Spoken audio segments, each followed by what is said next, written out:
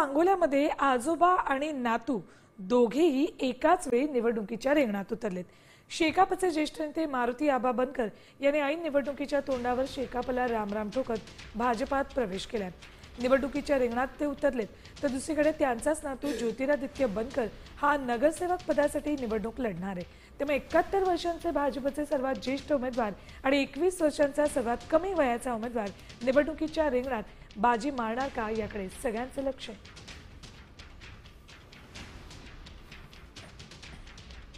वरती सरकार असल्यामुळे सांगोला शहराला चांगल्या पद्धतीनं विकास कामासाठी निधी मिळेल आणि त्या जोरावर चांगला विकास सांगोला शहराचा करण्याचा मी पुरेपूर प्रयत्न करेन। महात्मा फुले चौकापासून भीमनगर पर्यंत एक मोठा रस्ता व शहरात जसे दोन्ही बाजूला म्हणजे मध्य भागातून डिवायडर आणि लाईट असा एक मोठा रस्ता घ्यायचा, ते एक आहे डोक्यात। आणि जे जे रस्ते उकडले गेलेले आहेत ते सर्व रस्ते व्यवस्थित करणे। देश विदेशातील प्रत्येक घडामोडींचे लाईव्ह अपडेट मिळवण्यासाठी आता साम टीव्हीच्या सर्व सोशल मीडिया प्लॅटफॉर्मला लाईक, फॉलो आणि सबस्क्राईब करा।